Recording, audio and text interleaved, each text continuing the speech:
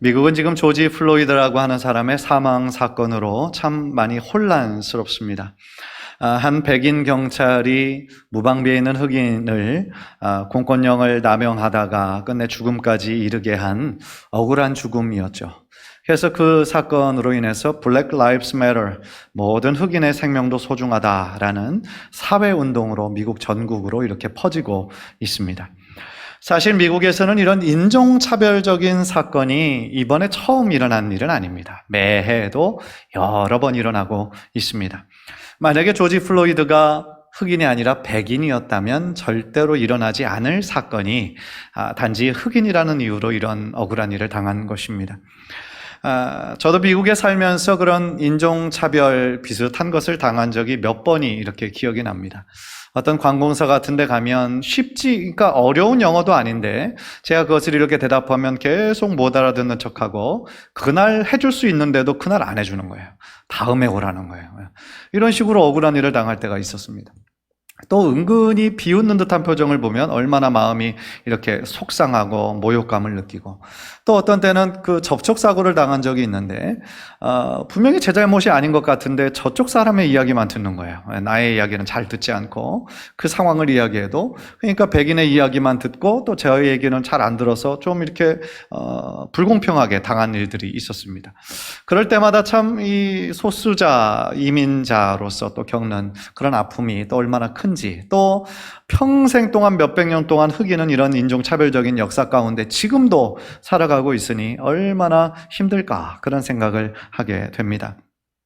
그런데 미국뿐 아니라 현재 한국에서도 이런 불공평한 일들이 많이 일어나는 것 같아서 참으로 안타깝습니다. 똑같은 일을 해도 정직원이 아니라는 이유로 금액이 많이 차이가 나는 그런 계약직으로 일하시는 분들이 많이 있습니다. 또한 단지 여성이라는 이유로 또 승진하는 데 있어서 제약을 받는 그런 경우도 많이 있습니다. 또 무엇보다도 모든 사람들 앞에 평등해야 될 법이, 그 법에 집행되는 데 있어서 돈 있고 권력 있는 사람들에게는 훨씬 우호적으로 작용되는 반면에 돈 없고 아무런 빽이 없는 사람들에게는 너무나 가혹하게, 엄격하게 주어질 때가 있는 것을 보면 참 불공평하다, 그런 생각을 할 때가 있습니다. 그런데 저는요, 오늘 하나님의 공평하심에 대해 말씀을 나누려고 합니다. 우리가 사는 현실은 너무나 불공평해 보이고 불합리해 보이는 것들이 너무 주변에 널려 있지만, 그럼에도 불구하고 우리가 믿는 하나님은 공평하신 분이시다라는 거예요. 사실 하나님의 공평하심에 대한 주제는 우리들의 인간적인 시각으로, 제한적인 시각으로는 참 이해하기 어려운 것일지도 모르겠어요. 한 예를 들어서 모든 사람에게 하나님이 공평하시다면 적어도 태어나서 처음 시작하는 시작은 같은 선상에서 시작해야 되는 것이 아닌가라는 생각을 하게 될지도 모르겠어요. 그러나 현실은 어떻습니까? 조금 잘 사는 나라에서 태어난 아가들은 충분히 사랑받고 충분히 공급받고 그렇게 살아가고 있는 반면에, 아프리카 같은 최빈국에서 태어난 아기들은 평생 동안 가난과 질병에 싸워서 힘겹게 그 삶을 이어나가야 하는 것이 현실이라는 것입니다. 오늘 본문에 나타난 이야기도 인간적으로 보면 참 불공평해 보이는 이야기입니다. 어떻게 일 끝나기 직전에 와서 1시간 일한 사람하고 아침 일찍부터 와서 하루 종일 일한 사람하고 임금을 똑같이 줄 수가 있겠습니까? 그런데 오늘 본문의 핵심은 그것이 아닙니다. 일한 시간이 다른데, 이렇게 차이가 나는데 돈을 똑같이 지불하는 불공평한 주인에게 주제가 있는 것이 아니라, 오히려 본문에서 말씀하고 있는 것은 하나님의 절대 주권을 말씀하고 있고, 더 나아가 은혜를 하나님께서 베푸시는 분이심을 우리들에게 보여주고 있다라는 것이죠. 따라서 오늘 본문에 나타난 이 하나님의 귀한 성품, 하나님의 공평하심이 어떤 의미가 있고, 또한 우리는 그 공평하심에 의거해서 어떤 삶을 살아야 할 것인가, 오늘 말씀을 듣는 가운데 또 하나님이 주신 큰 깨달음과 은혜가 있는 복된 시간 되시기를 주님의 이름으로 간절히 축원합니다. 제일 먼저 이 본문에서 발견하는 것은 일꾼을 먼저 찾아오시는, 일꾼을 먼저 찾아오시는 하나님의 모습을 우리가 발견하게 됩니다. 1절부터 이 본문을 우리가 쭉 읽었습니다. 읽어보면서 이 주인은 포도원에서 일할 일꾼들을 아침 일찍부터 찾습니다. 그런데 그 당시 다른 주인들하고 뭐가 좀 다릅니다. 다른 게 뭐냐면 보통 주인들은 그날 일할 사람을 아침 일찍 뽑아서 그 사람들만 데리고 일을 합니다. 오늘 5명이 필요하겠다, 10명이 필요하겠다 계산을 해서 그 사람을 아침 일찍 6시든지 7시든지 그 사람들만 딱 뽑아서 데리고 갑니다. 그런데 오늘 본문에 나타난 주인은 어떻습니까? 0시에 데려가고 3시, 6시, 9시, 11시에도 데리고 갔다라고 얘기합니다. 이스라엘의 시간법은 우리나라의 시간법과 좀 다른데요. 그냥 우리나라의 시간과 바꿔서 얘기하면 오전 6시에 데리고 가고 9시, 12시, 3시에 데려가고 마지막 5시에도 6시에 이제 모든 것이 끝나는 시간인데 5시에도 와서 일꾼을 불러서 그를 포도원에 들여보냈다라는 거예요. 어떻게 보면 참 신기하죠. 그런데 여기서 나타나는 그 주인은 누구를 의미하냐면 하나님을 의미하고 있어요. 그러니까 우리 하나님은 이 이야기를 통하여서 무엇을 말씀하고 싶으신가 하면은 모든 사람에게 공평한 기회를 주시고 싶으신 건데 그 공평한 기회가 무엇이냐? 바로 구원받을 은혜를 허락하시기를 원하신다라는 거예요. 하나님께서는요, 단 한 영혼이라도 더 하나님 앞으로 돌아오기를 원하시는 거예요. 하나님의 자녀가 되고 이 세상 가운데 방황하기를 멈추고 하나님께로 돌아와 하나님의 자녀가 되는 그 은혜와 사랑을 받기를 원하시는 거예요. 그래서 어떤 사람들은 오늘 본문에 0시에 불렀다, 오전 일찍 부른 것처럼 일찍 하나님의 은혜를 깨닫는 사람이 있어요. 그런데 어떤 사람들은 그 하나님의 그 부르심이 있어도 그것을 깨닫지 못하고 계속 세상 가운데서 방황을 하다가 오후 5시 거의 마지막 때쯤에야 또한 깨닫고 하나님께로 돌아오는 사람도 있다라는 것이죠. 그런데 여기서 우리가 주의하면서 봐야 되는 것은 이 주인이 포기하지 않고 끝까지 이 일꾼들을 부르시고 있다라는 거예요. 어떻게 보면 일용 노동자들은요 12시 그 이전에 다 집에 돌아가요. 왜냐하면은 그때 이후로는 자신들을 불러서 쓰는 그 주인들이 없어요, 보통은. 그러니까 저도 이제 그 미국에서 그 일용 노동자 신장에 이렇게 가보면 12시 이전에 사람들이 엄청 많다가 아유 오늘 또 공쳤구나 생각하면 다 돌아가는 거예요. 그런데 진짜로 가끔씩 보면은요 오후 3시, 4시쯤 돼도 그때도 서성이는 사람들이 있어요. 그 얘기는 뭐예요? 그만큼 절박하다라는 거예요. 그날 아주 작은 시간이라도 일해서 어떤 현금을 구하지 않으면 자기와 자기의 가족들이 어려운 거예요, 그만큼. 그래서 그때처럼 이렇게 절박하고 간절하게 혹시 나를 찾는 사람들이 없나? 라고 이렇게 바라보는 사람들이 있어요. 그런데 그러한 눈길들, 그 은혜가 필요한 자들을 하나님께서는 지금도 두루 살펴보고 계신다라는 거예요. 생각해보면 그게 은혜예요. 만약에 우리들에게 단 한 번밖에 그런 기회가 없었다라고 한다면 우리가 과연 이 자리에서 하나님 앞에 나와 예배할 수 있었을까 생각하면 아닐 수도 있겠죠. 맞을 수도 있겠지만.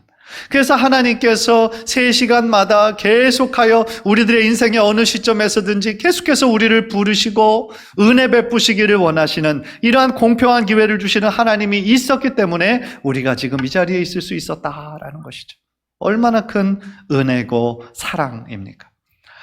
김동호 목사님, 지금은 이제 암투병 중이신데 김동호 목사님께서 몇 년 전에 한 프로그램에 나와서 이 포도원 품꾼의 비유를 설명하신 적이 있어요. 저는 그 설명을 듣고 아 그렇구나 라고 깨달은 것이 있었는데 그분이 뭐라고 설명을 하시냐면 이 포도원의 주인은 참 다르다는 거죠. 보통 세상의 기업가, 사업가들은 자신의 그 사업체를 위해서 일꾼을 뽑는다는 거예요. 그래서 일꾼이 일하게 해서 그 사업의 영리와 이윤을 최대화하기 위해서 필요하니까 그 일꾼을 부른다는 겁니다.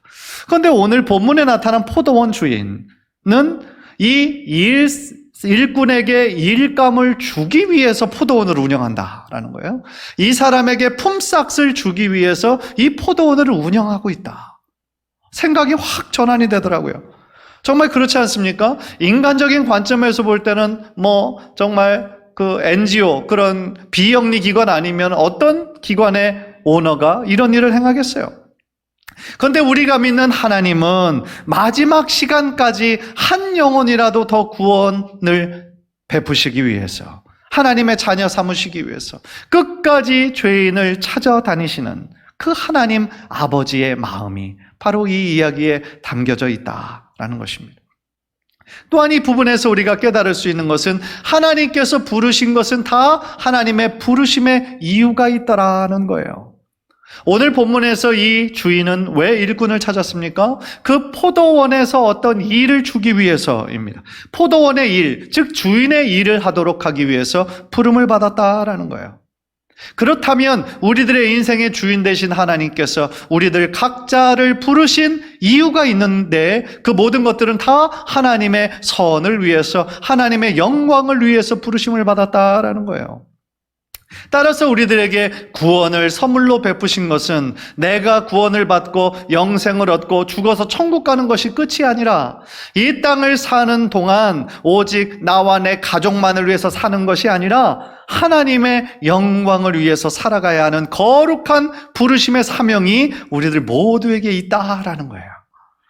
그래서 고린도전서 10장 31절을 보니까 이렇게 고백하고 있습니다. 우리 다 함께 읽을까요? 시작. 그런즉 너희가 먹든지 마시든지 무엇을 하든지 다 하나님의 영광을 위하여 하라. 아멘. 직업에 귀천이 있잖아요. 하나님께서 허락하신 직업은 다 거룩한 일이에요. 그런데 그 거룩한 일을 우리가 어떠한 마음가짐으로 하느냐, 그게 중요하다라는 거죠. 그래서 우리가 먹든지 마시는 이 매일의 삶이 소중하지 않다는 것이 아니라 우리가 무엇을 하든지 무엇을 위해서 한다는 거예요? 하나님의 영광을 위한 그 거룩한 목적을 가지고 행해야 된다라는 것이죠. 또한 골로새서 3장 23절 우리 한번 화면을 통해 다 함께 읽겠습니다. 시작. 무슨 일을 하든지 마음을 다하여 주께 하듯 하고 사람에게 하듯 하지 말라. 아멘. 우리들의 마음의 태도가 중요하다라는 거예요. 제가 오늘 목회 칼럼에도 이 태도에 관한 글을 썼는데 우리가 무슨 일을 하든지 우리가 어떤 마음가짐으로 어떤 태도로 하느냐, 그것이 참 소중한데 그냥 다른 사람에게 하듯 하지 말고 마치 예수님을 대하듯 그렇게 사랑과 정성을 다하여서 그 일을 하라는 거예요. 여러분들의 사업터에, 여러분들의 직장에서 만나는 모든 사람들에게 마치 내가 예수님을 대하듯이 사랑하고 존경하는 마음으로 그렇게 대하라는 거예요. 마치 하대하고 그냥 어린 사람, 경험 없는 사람 막 이렇게 막 대하듯이 그렇게 하는 것이 아니라 마치 주님을 대하듯이 그렇게 할 때에 우리들이 하는 그런 모든 일과 모든 만남을 통하여 하나님의 영광이 여러분의 삶을 통해 드러나게 될 줄 믿습니다. 중요한 건 우리를 불러주셨다라는 그 사실이고, 또한 우리를 불러주신 것은 하나님의 분명한 부르심의 목적과 사명이 있다라는 것, 그리고 그것은 하나님의 영광을 위하여 사는 것이다 라는 그 직책을 분명히 깨닫고 하나님 앞에 매일매일 순종하고 또 헌신하며 나아가는 귀한 성도님들 되시기를 주님의 이름으로 간절히 축원합니다. 두 번째로 우리가 깨닫는 것은 우리 하나님, 오늘 설교 제목처럼 공평하신 하나님이시다라는 거예요. 그러나 이 하나님의 공평하심을 말할 때 인간적으로 말하는 그런 공평함이 아니에요. 하나님의 기준에서 말하는 공평함을 하나님은 말씀하고 계십니다. 사실 인간적인 기준으로 오늘 본문을 보면 이거 공평하지 않아요. 본문 2절을 보세요. 그가 하루 한 데나리온씩 품꾼들과 약속하여 포도원에 들여보내고, 이 주인은요 아침 일찍 만난 자에게 하루에 한 데나리온을 주기로 약속했어요. 그리고 그 일이 다 마친 그때 그 약속대로 주인은 그 약속을 지켰어요. 어찌 보면 불공평한 분이 아니에요. 왜냐하면 약속대로 지켰으니까. 이 일꾼이 그 아침에 주인이 얘기한 것이 분명히 자신의 노동에 합당하고 충분한 거였기 때문에 그것에 응한 거였잖아요. 그래서 그 약속한 대로 이루었습니다. 그러니까 이것은 불공평한 것이 아닌데 자꾸 인간적인 기준으로 우리가 생각을 하니까 이것이 좀 불합리하다라고 생각하는 거예요. 우리가 살면서 흔히 저지르게 되는 실수가 있는데 그게 뭐냐면 다른 사람들의 말과 행동을 자꾸 나의 기준으로 판단한다라는 거예요. 상대방이 그런 뜻으로 한 말이 아니에요. 그런데 우리는 그 말을 때로는 오해해요. 그래서 그 말의 의미를 더하기도 하고 또한 감하기도 해서 그렇게 생각할 때가 얼마나 많은지 몰라요. 그래서 가끔씩 괜한 오해를 내가 불러일으키기도 하고 어떤 때는 그 오해를 내가 할 때도 있는 것이죠. 사람과 사람 사이에서도 이런 일들, 이런 오해들이 있는데 우리가 어떻게 하나님이 하시는 일을 다 이해할 수가 있겠어요? 우리의 기준으로, 우리의 생각으로 하나님이 하시는 일을 어떻게 우리가 판단할 수가 있겠느냐 하는 것이죠.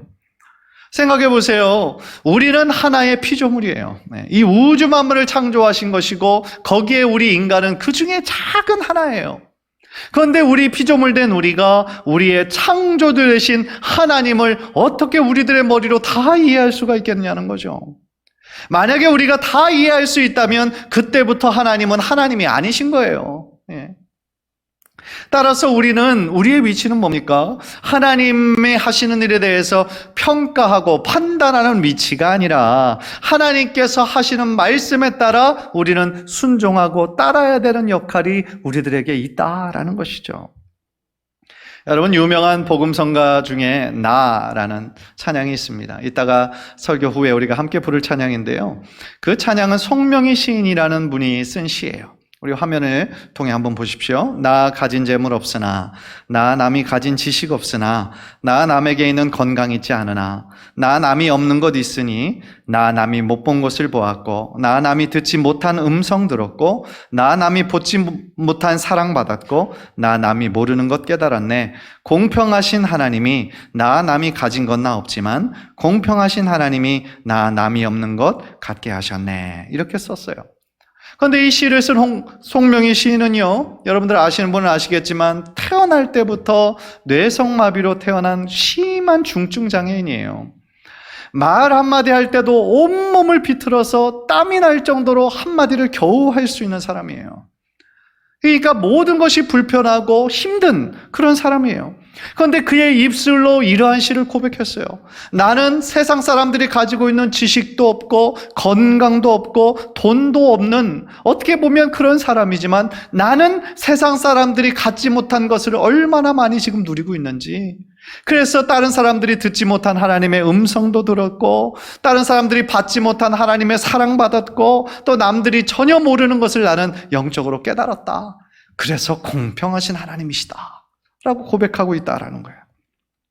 우리의 인간적인 눈으로 볼 때는 참 불공평하게 태어난 사람 같고 참 불공평한 삶을 지금도 힘겹게 살아가는 것처럼 보이는데, 그러나 송명희 시인의 영적인 눈으로 바라보았을 때 하나님은 공평하신 하나님이시다라는 거예요. 그녀의 홈페이지를 한번 찾아서 읽어보면서 참 제 자신이 부끄럽더라고요.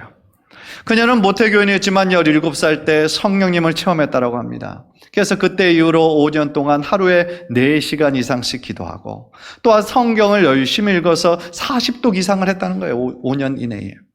그리고 1985년에 시집 2권을 낸 것이 나중에 이제 주찬양 그 최덕신 씨하고 이렇게 연결이 돼서 1집 그 이름이라는 앨범으로 출간하게 돼서 많은 사람들에게 은혜를 끼치게 되었다라는 것이죠. 따라서요, 우리가 눈으로, 인간적인 눈으로 볼 때는 이해하지 못하지만 영적인 눈으로 보았을 때 하나님은 우리들 모두에게 행하시는 것들이 불공평한 것이 아니라 모든 것을 다 공평하고 적합하게 우리들의 삶에 허락하신다라는 거예요.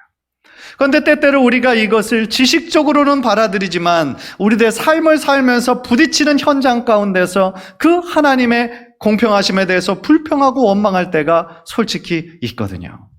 그렇다면 그런 상황일 때 우리가 그러면 어떻게 해야 될까요? 2가지의 실제적인 지침을 하나 드리고 싶어요. 첫 번째로, 다른 사람들과 절대로 비교하지 말라는 거예요. 다른 사람들과 비교하는 것은 우리들의 마음에 더 큰 원망이 생기게 하는 거예요. 사실 오늘 본문에 나타난 종들이 원망하게 된 계기가 있어요. 그것이 왜 그랬냐면 제일 마지막에 온 사람부터 임금을 지불하기 시작한 거예요. 그러니까 1시간만 일한 사람이 1달란트를 받았어요. 그러니까 제일 먼저 온 사람들은 1시간 일한 사람이 저만큼을 받았으니 나는 7, 8시간을 일했으니까 적어도 3달란트는 받겠구나 기대했겠죠. 그런데 자신의 순서가 되었는데 1달란트밖에 안 주는 거예요. 그러니까 불공평하게 생각하고 원망이 들었던 것이죠. 그 11절을 보니까 받은 후 집주인을 원망하여 이르되 그랬어요. 한국 속담에도 남의 떡이 더 커 보인다 말이 있잖아요. 그죠? 똑같은 떡이에요. 똑같은 크기예요. 그런데 자기 받은 떡하고 남의 떡을 비교해보면 저 떡이 더 커 보이거든요. 그러면 이제 막 불평을 하는 거죠. 왜 저 사람 떡이 더 크냐. 그죠? 그러니까 속담으로 있듯이 이것이 어떻게 보면 우리들의 마음에 그런 것이 잠재되어 있다라는 것이죠. 자꾸 비교해서 그런 것 같은 거예요. 내가 덜 받은 것 같은 거예요. 그러니까 비교하게 되니까 원망하는 마음이 들게 되고 또 서운한 마음이 들게 되고 그러면서 저 사람이 나를 미워해서 그러는구나 해서 괜한 오해를 하게 되고 그러는 것이라는 거죠. 참 신기한 거는요. 좋은 동네에 사는 사람들일수록 이런 서로 비교하는 것이 굉장히 많더라고요. 그래서 상대적 박탈감이 얼마나 심한지 몰라요. 다른 사람들이 봤을 때는, 다른 동네에 사는 사람들이 봤을 때는 그 동네에서 사는 것만으로도 저 사람은 굉장히 잘 사는 사람이거든요. 그런데 막상 그곳에 사는 사람은 자기보다 더 잘 사는 사람들과 늘 비교하면서 자기 있는 데는 초라하고 나는 불행하고 이렇게 생각하는 사람이 많아요. 참 안타까운 거죠. 마찬가지로요, 똑똑한 학생들이 좋은 대학 가서도 그런 상대적인 박탈감을 얼마나 많이 느끼는지 몰라요. 왜냐하면 자기가 있었던 고등학교에서는 자기가 최고로 똑똑하고 최고로 잘 나갔었는데 그 좋은 대학에 들어가고 보니까 자기보다 똑똑한 사람이 너무너무 많은 거예요. 그러니까 그 사실을 받아들이지 못하고 심히 괴로워하고 자퇴하고 적응하지 못하고 그런 사람들이 얼마나 많은지 몰라요. 사실 그런 면에서요, 우리가 지금 한국에 살고 있다는 것 자체도 다른 나라 사람들이 볼 때는 부러움의 대상이거든요. 그런데 우리는 늘 어때요? 우리들의 시선은 늘 우리보다 잘 사는 사람들, 우리보다 성공한 사람들, 그런 사람들과 늘 비교하고 우리보다 못 사는 사람하고는 절대 비교하지 않는 거죠. 사랑하는 성도 여러분, 다른 사람들과 비교하지 마십시오. 비교하지 말고 우리가 해야 하는 것이 있어요. 그게 뭐냐면 그것이 바로 두 번째인데, 각 사람에게 주신 하나님의 약속만 붙잡으면 된다라는 거예요. 하나님께서 우리들 한 사람 한 사람 부르실 때는 하나님의 다 이유가 있어요. 하나님의 우리를 택하신 목적이 다 있어요. 따라서 우리를 한 사람 한 사람 부르실 때는 이 사람을 통하여 내가 어떤 일을 이루어야 되겠구나. 하나님이 뜻하시는 바가 있다고요. 따라서 우리는 각자에게 주신 하나님의 그 선한 뜻이 가장 좋은 것임을 믿음으로 받아들이고 나에게 주신 그 사명만 붙잡으면 되는 거예요. 오늘 본문에도 2절을 보면 그가 하루 한 데나리온씩 품꾼들과 약속하여 포도원에 들여보내고, 그러니까 한 데나리온씩 받기로 약속되어 있는 그것만 받기로 했으면 전혀 이 일꾼은 불평할 것이 없었어요. 원망할 것이 없었어요. 그런데 자꾸 다른 사람들과 비교하다 보니까 이 원망이 생기고 속에 불평이 나오기 시작했다는 거죠. 그런데 이런 현상들이 예수님의 제자들 가운데서도 똑같이 일어났던 것 같아요. 요한복음 21장을 보면 이제 부활하신 예수님이 제자들을 찾아 나서는 그런 장면이 나와요. 그래서 베드로가 예수님 십자가에 잡히시기 그 전날 예수님을 3번이나 부인했잖아요. 그러니까 얼마나 창피하고 얼마나 부끄럽습니까? 평생의 상처로 남았을 거예요. 트라우마로 남았을 거예요. 그런데 예수님께서 찾아오셔서 그 사실에 대해서 책망은 안 하시는데 똑같은 질문을 3번이나 반복하시면서 계속해서 내 양을 치라 말씀하시는 거죠. 그러니까 예수님이 그 상처와 아픔, 그 부끄러운 과거를 치유해 주시기를 원하시는 거예요. 그리고 이제 베드로가 어떤 삶으로 하나님께 영광을 올려드릴 것인지, 그러니까 순교할 것을 예수님께서 예언하시죠. 그래서 어떻게 보면 그 시점에서 장엄한 그 장면에서 그냥 끝났으면 참 은혜로운 장면이었을 텐데, 베드로가 그 예수님의 예언의 말씀을 듣고 이 옆을 보니까 누가 있냐면 요한이 보이는 거예요. 요한은 예수님의 12제자들 중에서 제일 많은 사랑을 받던 사람이었어요. 물론 베드로는 예수님의 수제자로서 신임을 얻었지만 이 사도 요한은 사랑을 많이 받은 사람이었어요. 그래서 예수님께 묻습니다. 요한복음 21장 21절을 보면 이에 베드로가 그를 보고 예수께 여짜오되 주님, 이 사람은 어떻게 됩니까? 나는 순교함으로 하나님께 영광 올려드린다는데 이 사람의 운명은 어떻게 되는 겁니까? 그렇게 궁금해서 예수님께 물어요. 그 베드로의 갑작스러운 질문에 우리 예수님께서 그 다음 절에서 뭐라고 말씀하시냐면 22절에 예수께서 이르시되 내가 올 때까지 그를 머물게 하고자 할지라도 네게 무슨 상관이냐? 너는 나를 따르라 하시더라. 무슨 얘기입니까? 내가 다시 올 때까지, 이 요한이 그때까지 살아있다고 해도 그것이 너랑 무슨 상관이냐? 너는 너의 부르심에만 집중해라. 너는 너의 사명을 온전히 이루어라. 그것을 예수님께서 말씀하셨다라는 거예요. 사랑하는 성도 여러분, 모든 사람에게 다 부르심이 다른 겁니다. 하나님은 공평하신 분이시기 때문에 각 사람에게 딱 맞는 그러한 부르심을 허락하신 거예요. 간절히 바라기는 우리 삶을 살면서 다른 사람들과 비교하지 말고 나의 부르심, 나의 사명에만 집중해서 하나님께 아름다운 열매를 올려드리는 저와 여러분 모두 되시기를 주님의 이름으로 간절히 축원합니다. 마지막으로 우리 하나님은요, 절대 주권을 가지신 하나님이세요. 사실 오늘 본문에서는 이것이 가장 중요하고 가장 명백하게 드러나고 있다라고 해도 과언이 아닙니다.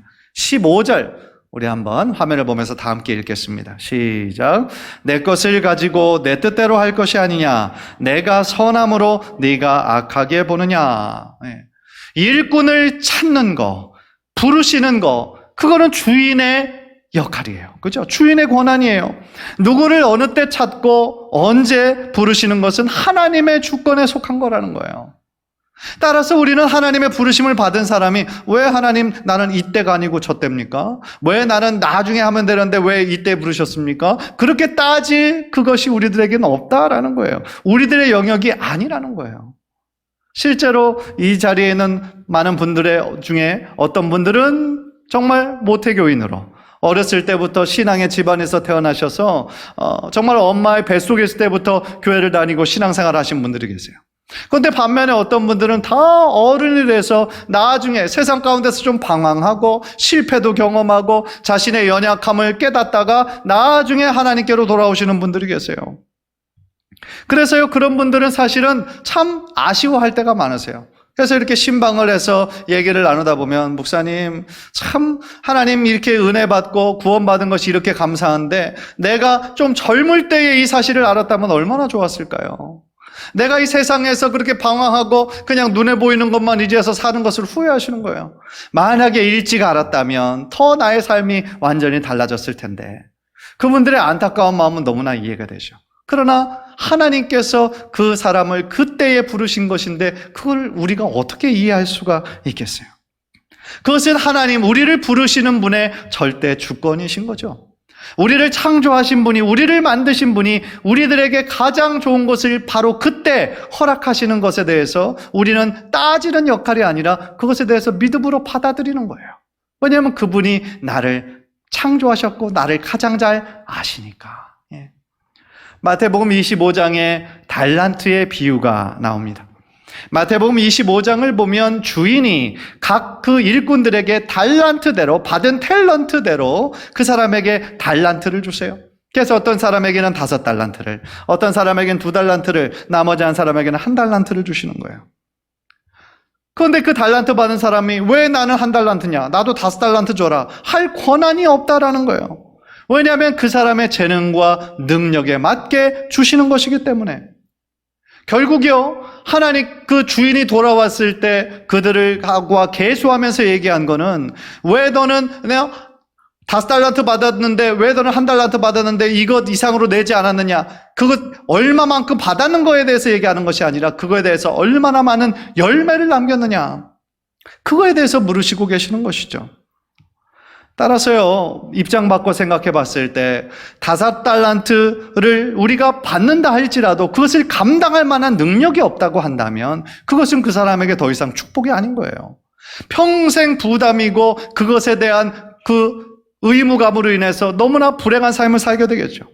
반대로 5달란트 받아야 될 사람이에요. 많은 은사가 있는 사람인데 1달란트만 받았다라고 생각해 보면 역시 그것도 그 사람에게는 대충 해도 그거는 할 수 있는 거니까 평생 게으름과 태만함 가운데 살 거예요.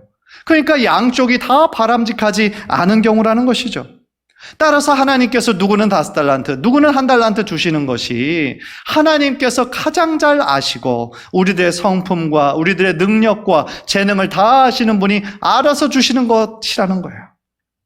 하나님의 목적에 맞게 주시는 거기 때문에 우리는 그 사실에 대해서 받아들이고 주어진 그거에 대해서 최고의 열매를 올려드릴 수 있도록 노력하는 거, 그것이 바로 우리들에게 주신 하나님의 뜻이라는 거예요.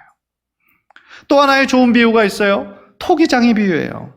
토기장이 되신 하나님께서 진흙으로 어떤 것은 꽃병으로 만들어요. 어떤 것은 예쁜 컵으로 만들어요. 어떤 것은 밥이나 국을 담는 어떤 그릇 사발로 만들어요. 그런데 만약에 진흙이 나는 이런 사발 싫어요. 나는 저런 예쁜 저런 기구로 만들게 해주세요. 그렇게 토기장에게 얘기할 수 있는 권한이 있느냐는 거예요. 아니죠. 토기장이 마음인 거예요. 어떤 용도를 따라 어떤 목적에 따라 내가 이것을 빚어야 되겠다라고 하는 것은 토기장이의 몫인 것이죠. 따라서요, 이 모든 제가 말씀드린 이 이야기는 결국 무엇을 말하고 있습니까? 나의 인생의 주인이 내가 아니라 하나님이시다라는 거예요. 한번 따라해 봅시다. 나의 인생의 주인은 하나님이시다. 예. 따라서 나의 인생의 주인이신 하나님의 뜻대로, 우리가 창조된 대로 하나님의 목적에 맞게 우리 삶 가운데 그렇게 순종하며 나갈 때 그 하나님이 우리들의 진정한 하나님이 되시고 나의 인생의 주인으로 우리들의 삶을 가장 좋은 것으로, 선한 것으로 아름답게 이끄실 줄 믿습니다. 사랑하는 성도 여러분, 나를 만드신 하나님께서 나를 가장 잘 아세요. 여러분들을 만드신 하나님께서 여러분들이 여러분들을 아는 것보다 더 잘 아세요. 따라서 나의 목적, 나의 욕심 따라 하나님께 원망하고 불편하는 인생이 아니라 하나님의 목적에 맞게 하나님의 때에 맞춰서 우리의 삶을 주님께 드리는 귀한 성도님들 모두 되시기를 주님의 이름으로 간절히 축원합니다. 따라서 우리들의 삶 전체를 통하여 하나님의 공평하심과 하나님의 절대 주권을 늘 인정하며 사셔서 우리의 삶을 통하여 하나님께 큰 영광 올려드리시는 귀한 성도님 모두 되시기를 주님의 이름으로 간절히 축원합니다.